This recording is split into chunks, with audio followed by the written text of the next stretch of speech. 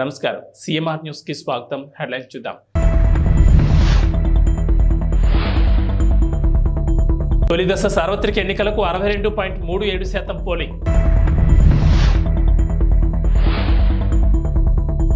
పంతొమ్మిదో రోజుకు చేరుకున్న జగన్ మేమంతా సిద్ధం బస్సు యాత్ర.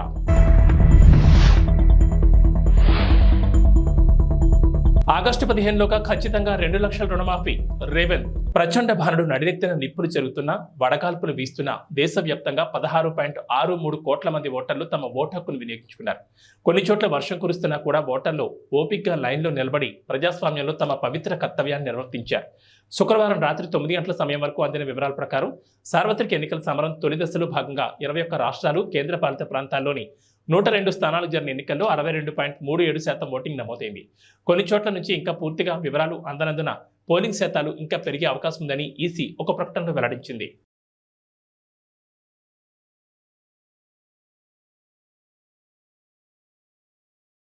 వైసీపీ ఆధ్వర్యంలో చేపట్టిన మేమంతా సిద్ధం బస్సు యాత్ర ఇవాటికి 19 రోజుకు చేరుకుంది. యాత్రలో భాగంగా సీఎం జగన్ ఇవాళ ఉదయం 9 గంటలకు గొడిచెర్ల నుంచి బస్సు యాత్రను కొనసాగిస్తున్నారు.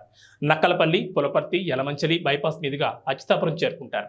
అక్కడ భోజనం చేసి నర్సింగపల్లి మీదుగా సాయంత్రం చింతపాలెంలో ఏర్పాటు చేసిన బహిరంగ సభలో పాల్గొంటారు.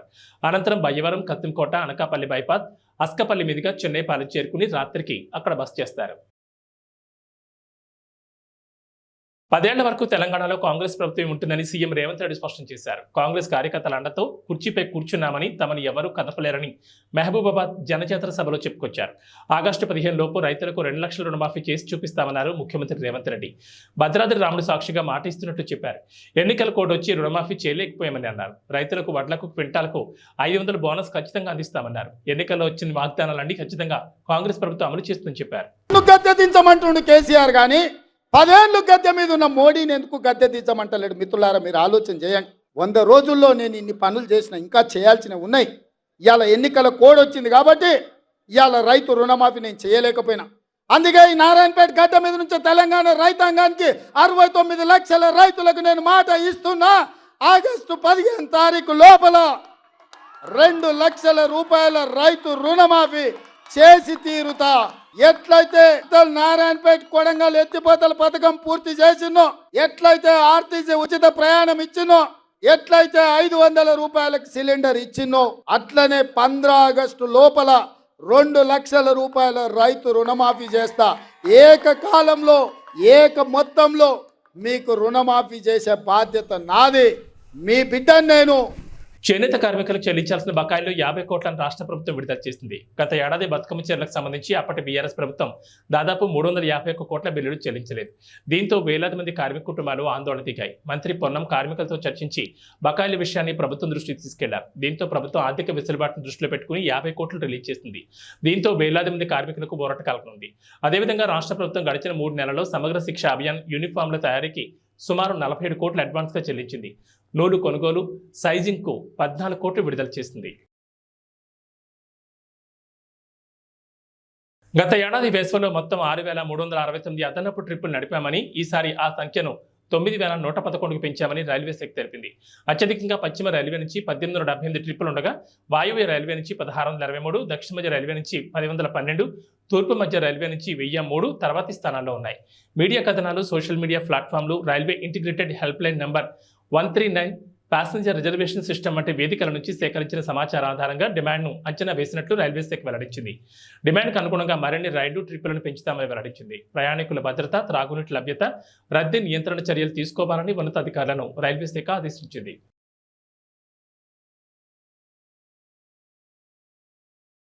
ఐపీఎల్ 2024లో భాగంగా లక్నో వేదికగా జరిగిన మ్యాచ్లో చెన్నై సూపర్ కింగ్స్ పై లక్నో సూపర్ జైంట్స్ 8 వికెట్ల తేడాతో విజయం సాధించింది.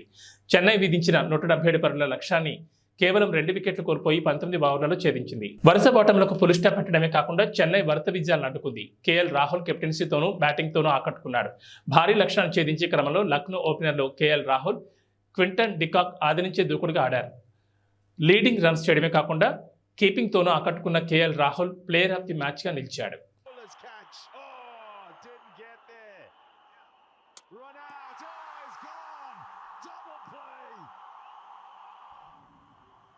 Tushar Deshpande was thinking there's going to be a fielder who's going to come around and take that catch. Moeen Ali. AP Telangana రెండు తెలుగు రాష్ట్రాల్లో వేసవి ప్రభావం బాగానే కనబడుతోంది. పగటి వేళ ఎండల తీవ్రత గంట గంటకు అధికమవుతోంది. సాధారణం కన్నా ఉష్ణోగ్రతలు 2 నుంచి 3 డిగ్రీలు అధికంగా ఉండనున్నాయి. వాతావరణంలో మార్పు కూడా స్పష్టంగా కనబడుతోంది. మధ్యాహ్నం వేళ భోజనం చేసిన తర్వాత ఎండకు జడిసి బయటకు వెళ్లడం కూడా మానుకుంటున్నారు జనాలు. 2 రోజుల నుంచి ఎండల తీవ్రత గట్టిగా ఉంటుంది. శరీరం డిహైడ్రేట్ కాకుండా చూసుకోవాలని వైద్యులు సూచిస్తున్నారు. తెలంగాణలో పగటి ఉష్ణోగ్రత గరిష్టంగా 33 డిగ్రీలు నమోదవుతుంటే రాత్రి సమయంలో 20 డిగ్రీలుగా నమోదవుతోంది. మరోవైపు గాలులు కూడా వీస్తున్నాయి. తెలంగాణ ప్రాంతంలో వేడి కూడా ఎక్కువగా అవుతోంది. గులకరాయి దాడి ఘటనలో మలుపులు తిరుగుతున్న దర్యాప్తు ఇప్పుడు విజయవాడ సెంట్రల్ నియోజకవర్గ టీడీపీ అభ్యర్థి బొండా ఉమామహేశ్వరరావు వైపు వెళ్తోందా? కేసులో ఆయనను నిందితుడిగా చేర్చే ప్రయత్నాలు జరుగుతున్నాయా అంటే ప్రస్తుతం జరుగుతున్న పరిణామాలు అందుకు అవుననే సమాధానమిస్తున్నాయి. విజయవాడ మొగల్రాజ్పురంలోని బొండా ఉమా ఇంటి వద్ద అజిత్ సింగ్ నగర్లో పార్టీ కార్యాలయం వద్ద శుక్రవారం రాత్రి హైడ్రామా నడిచింది. ఉన్నట్టుండి ఒక్కసారిగా పోలీసులు పార్టీ కార్యాలయం వద్దకు చేరుకోవడంతో అక్కడ ఉద్రిక్త పరిస్థితులు ఏర్పడ్డాయి. పోలీసులు వచ్చిన సమాచారం తెలుసుకున్న పార్టీ కార్యకర్తలు భారీ సంఖ్యలో కార్యాలయం వద్దకు చేరుకున్నారు. ఇక్కడ ధర్నా చేయమన్నారు. ఇక్కడ జగన్ వస్తున్నాడు చెప్పి రండి మంట మట్టికి 200 ఇస్తున్నట్టు 10 కేళ్ళు వచ్చారు. అప్పుడే వచ్చారు 10 కేళ్ళు వచ్చి అయ్యా 200 కోరుకొని ఎట్ట కాళ్ళు పట్టుకుంటే నా మనం తెచ్చుకొని నేను ఇక్కడే నిలబెట్టుకున్నా. వాళ్ళే రమ్మన్నారా మీకు 200 ఇస్తానని? 200 ఇస్తున్నాను వాళ్ళే రమ్మన్నారు. మా పేర్లు కూడా రాసిండ్రు. పొద్దున్న లేక పనికి వెళ్తాడు. వాళ్ళే ధర్నాకు రమ్మన్నారు. వాళ్ళే రమ్మన్నారు. వస్తా నిలబడి 200 ఇస్తున్నాడు.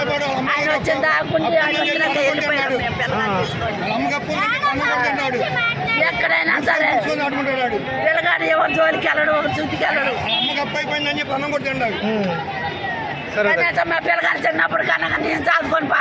జలగన్న జగన్ కు ఇదివరకు ఇచ్చిన ఒక్క ఛాన్సే చివరి ఛాన్స్ కావాలని టీడీపీ అధినేత చంద్రబాబు అన్నారు. తోపిడి విధ్వంసమే సీఎం జగన్ నైజమని మండిపడ్డారు. అధికారం కట్టబడితే వ్యవస్థను నాశనం చేస్తాడన్నారు. గత 5 ఏళ్లలో 5 లక్షల కోట్లు దోచుకున్నాడని, దోపిడీ సొమ్మంతా విదేశీ బ్యాంకుల్లో దాచుకున్నాడని ఆరోపించారు.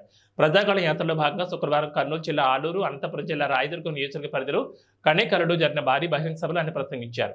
జగన్ రెడ్డి శవరాజకీయాలు చేస్తూ లాభపడాలని చూస్తున్నాడన్నారు. గత ఎన్నికల్లో కోడికత్తి డ్రామా ఆడాడు, ఇప్పుడేమో గులకరాయి డ్రామా ఆడుతున్నాడన్నారు. జెండాలు కొన్ని దించాలి, అందరూ కూడా జెండాలన్నీ దించాలి, అన్ని పార్టీల జెండాలు దించాలి, వెనకనోళ్ళు కనపడాలి, మళ్ళీ ఎగిరేద్దాం. అందరూ కూడా జెండాలు కిందికి దించాలి. ఎంఆర్పిఎస్, తెలుగుదేశం, బీజేపీ, జనసేన అన్ని జెండాలు దించాలి. ప్లీజ్ జెండాలు దించమా. మీరు కూడా తమిళలో ప్లే కార్డు కూడా జనసేన పవన్ కళ్యాణ్ ప్లే కార్డు కూడా దించండి, మళ్ళీ ఎగిరేద్దాం. నాకు అనంతపురం కొత్త కాదు, రాయదుర్గం అంతకంటే కొత్త కాదు. ఈరోజు నేను వచ్చింది ఎన్నికల్లో మీ అందరిలో ఒక చైతన్యం తేవాలని. 5 సంవత్సరాలు ఒక సైకో పరిపాలనలో ఏమి నష్టపోయామో చెప్పడానికి ఇక్కడికి వచ్చాను. ప్రజా చైతన్యం కోసం ఇక్కడికి వచ్చాను. నేను ఎక్కడికి పోయినా నా జీవితంలో ఎప్పుడూ చూడని స్పందన చూస్తున్నాను. ఇది రాష్ట్రానికి శుభ సూచకం. తమ్ముళ్ళు, ఈరోజు నేను ఆలూరుకు వచ్చాను.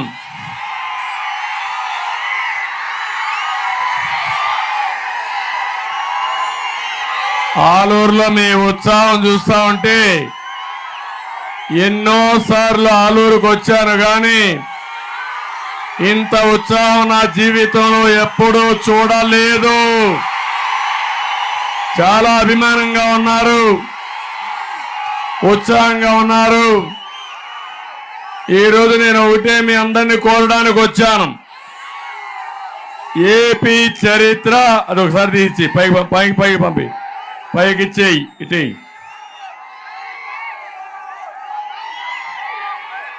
ఇప్పుడే మా తమ్ముడు ఎండిపోయిన వరి పంట తీసుకొచ్చి ఈ ప్రభుత్వం వల్ల, నీళ్లు లేని దాని వల్ల, కరెంటు లేని దాని వల్ల నా పంట పూర్తిగా పోయింది, దిక్కులేని వాడైపోయాను ఒక రైతు బాధపడే సంఘటన.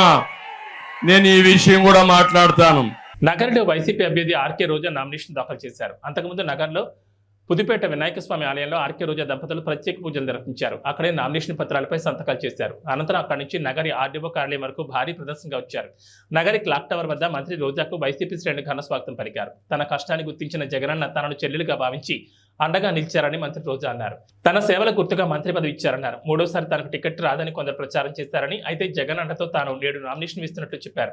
2000 కోట్లకు పైగా సంక్షేమ అభివృద్ధి పనులను నగర నియోజకవర్గంలో చేపట్టినట్లు వివరించారు. ఈసారి తప్పకుండా హ్యాట్రిక్ విజయం సాధించి జగనన్నకు గిఫ్ట్గా ఇస్తానని ధీమా వ్యక్తం చేశారు.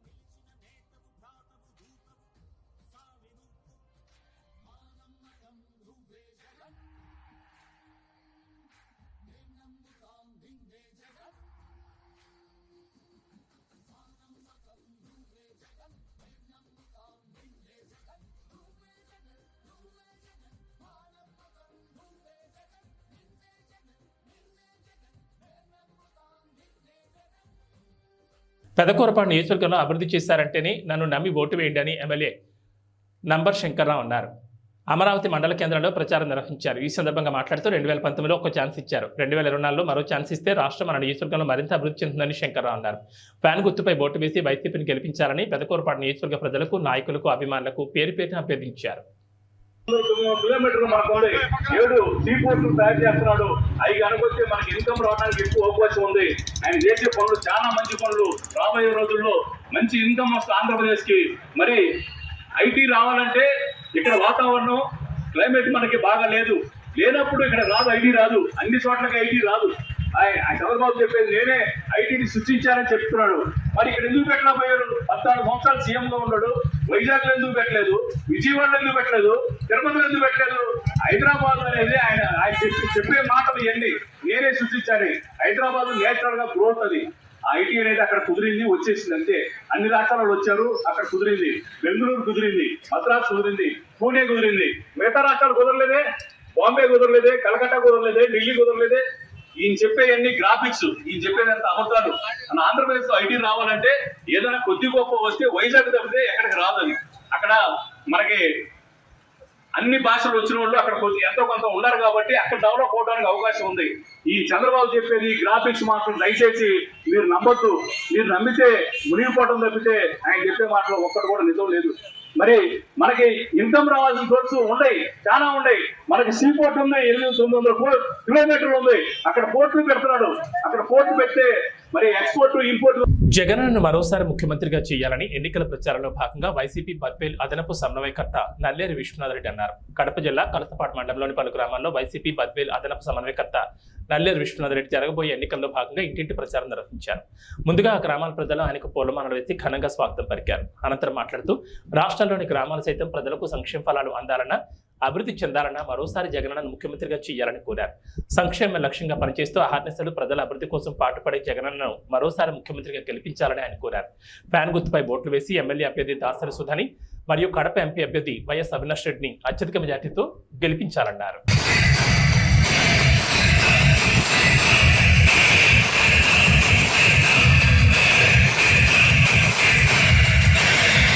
పంచాయతీ ఉన్నటువంటి ముదిరెడ్డిపల్లె, లింగారెడ్డిపల్లె గ్రామస్తులకు, నల్లగొండపల్లె గ్రామస్తులకు, వైఎస్ఆర్ కాంగ్రెస్ పార్టీ కార్యకర్తలకు, పెద్దలకు, అభిమానులకు, అక్క చెల్లెమ్మలకు, అవ్వతాతలకు, ప్రింట్ మీడియా మరియు ఎలక్ట్రానిక్ మీడియా ప్రతినిధులకు అందరికీ నమస్కారాలు.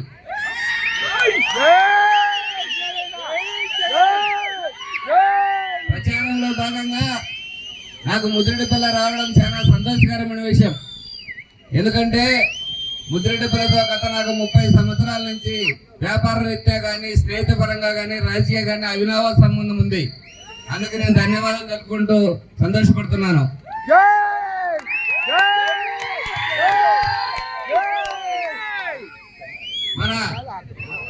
ప్రియతమ ముఖ్యమంత్రి, బడుగు వర్గాల ఆశా జ్యోతి, పేదల పాలిట పెన్నిధి మన నాయకుడు ముఖ్యమంత్రి జగన్మోహన్ రెడ్డి గారు ఏదైతే 2019లో మాటిచ్చాడో, మేనిఫెస్టోలో మాటిచ్చాడో, చెప్పిన పథకాలన్నీ మాట చెప్పకుండా మడమ తిప్పకుండా దాదాపు డైరెక్ట్ గా డిబిటీ ద్వారా 2,70,000 కోట్లు, బ్యాంక్ అకౌంట్ ద్వారా 1,50,000 కోట్లు డైరెక్ట్ గా ట్రాన్స్ఫర్ చేయడం జరిగింది.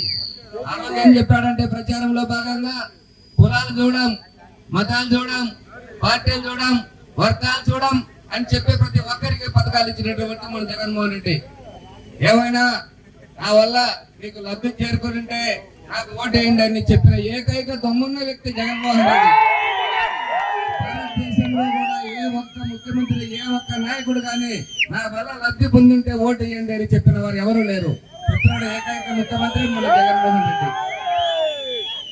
మన అభివృద్ధి పరంగా చూస్తే మన బద్వేల్ తాలూకాకు 2019 నుంచి 2 సంవత్సరాలు కరోనా అందరూ ప్రపంచం 450 కోట్ల చిలుకలు లబ్ధి చేరింది. డైరెక్ట్ గా అయితేనేమి, ఇండైరెక్ట్ గా అభివృద్ధి పరంగా అయితేనేమి. అందులో భాగంగా కలసపాడుకు 160, కలసపాడు మండలానికి 168 కోట్లు డైరెక్ట్ గా మనకు డబ్బులు ఇవ్వడం జరిగింది. అదేవిధంగా బ్యాంకు ట్రాన్స్ఫర్ ద్వారా 43 కోట్ల డబ్బులు ఇవ్వడం జరిగింది. నేనేం చెప్తున్నానంటే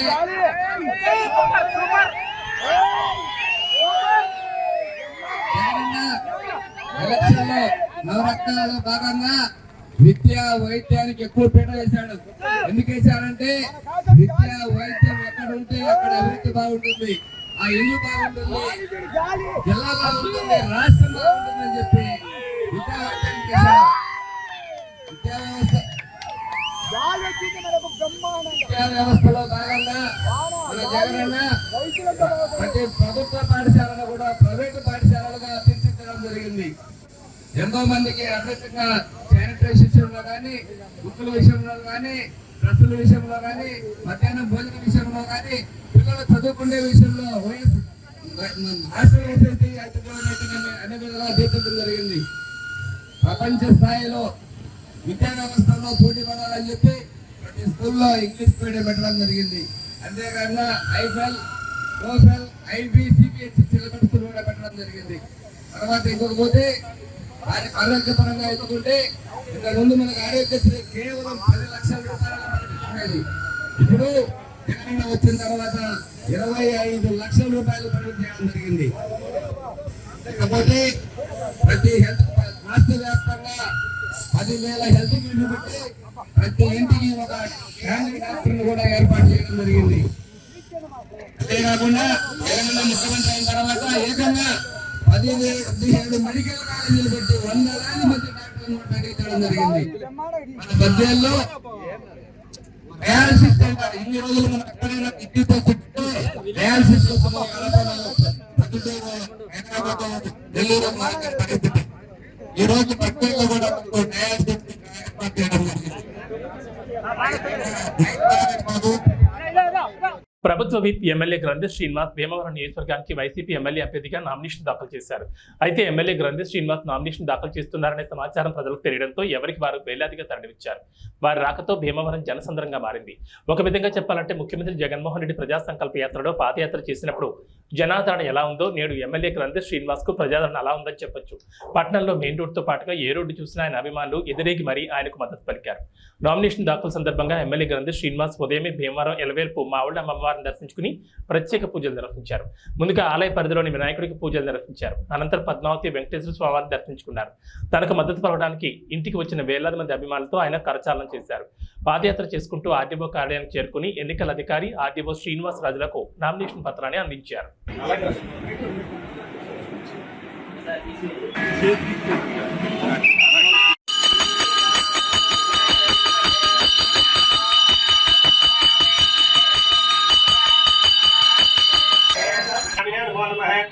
ఆనందగత జయ గణేశ్వర స్వామి ప్రసాద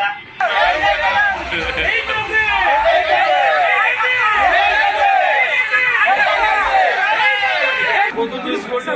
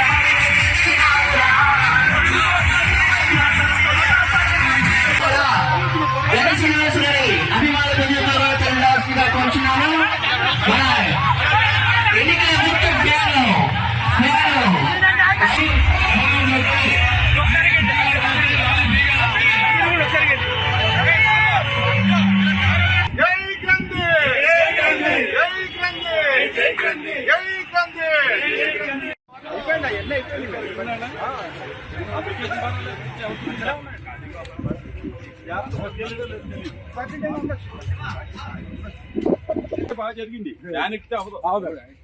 దానికి అడ్డం పెట్టేది అరకే కరెక్ట్. భూమి మీద తీసుకోవాలి.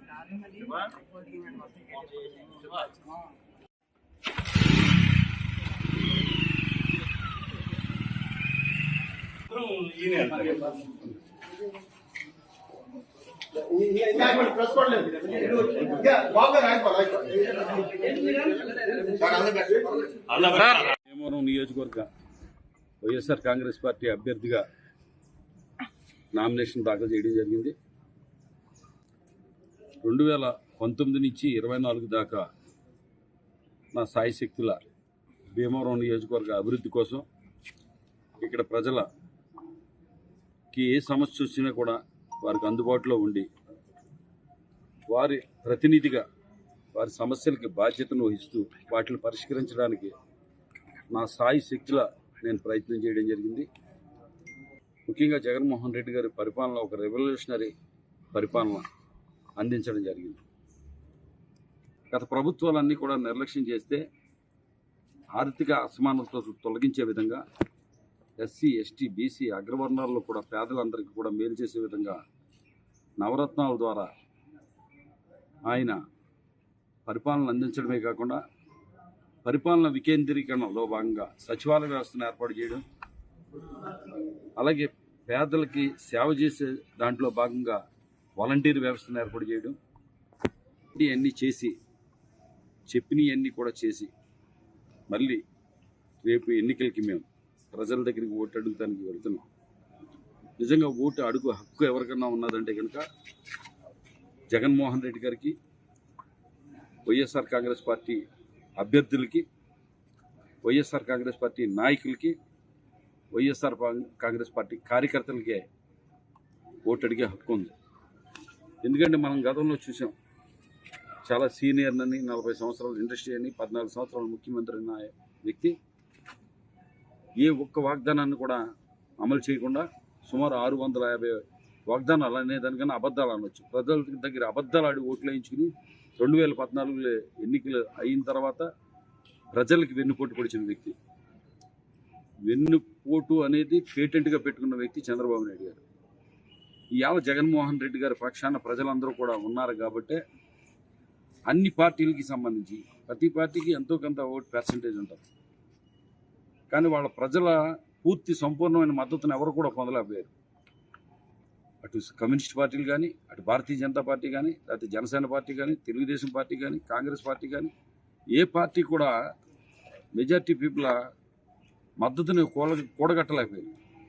వాళ్ళెవరు కూడా సింగిల్గా పోటీ చేసి మరి ప్రభుత్వాన్ని స్థాపించలేదు.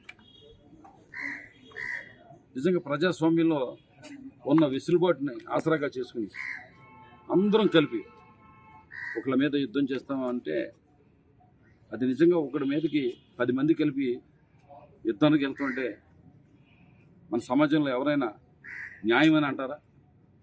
ఇందులో ప్రజలకు మంచి చేసిన పార్టీ మీద ఇంతమంది కలిసి దాడి చేసి ఏదో రకంగా ప్రజల మనిషిని, ప్రజల ప్రభుత్వాన్ని ఓడించాలని కోరుకుంటున్నారంటే కనుక అది ప్రజల మీద దాడిగానే భావిస్తాం.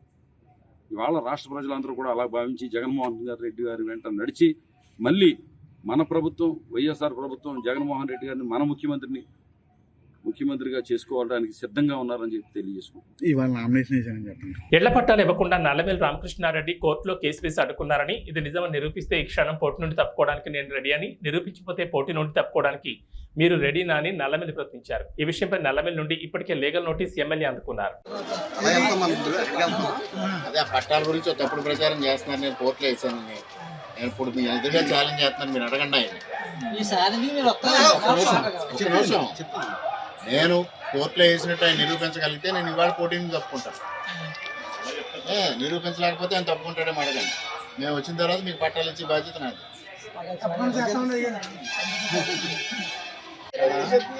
ఇవన్నీ డ్రామా చేసి పట్టాలు ఇస్తారని చెప్పడం, ఇవ్వలేరు, దానికి రామకృష్ణారెడ్డి గారు కోర్టుకు వెళ్ళారని చెప్పడం,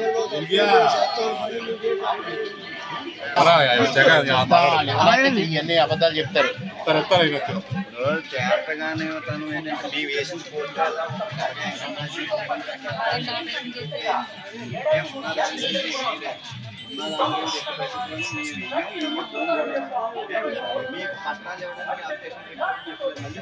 హోంమంత్రి తానేటి వనిత నామినేషన్ కార్యక్రమానికి వెళ్లి వస్తుండగా రోడ్డు ప్రమాదం జరిగింది. తూర్పుగోదావరి జిల్లా నల్లజర్ల మండలం వీరపల్లి టోల్ ప్లాజా సమీపంలో డివైడర్ను ద్విచక్ర వాహనం ఢీకొట్టింది. దీనిలో ముగ్గురికి తీవ్ర గాయాలయ్యాయి. వెంటనే సామాజిక ఆరోగ్య కేంద్రానికి పోలీసులు తరలించారు.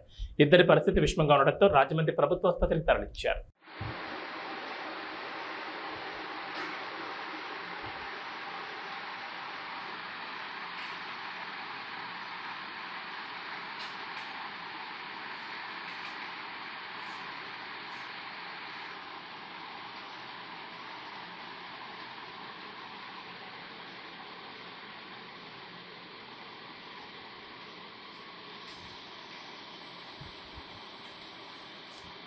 పిఠాపురంలో ఉన్న మన నిజమైన లోకల్ హీరో మన వంగా గీత మీకు మంచి చేస్తుందని ముఖ్యమంత్రి జగన్ అన్నారు.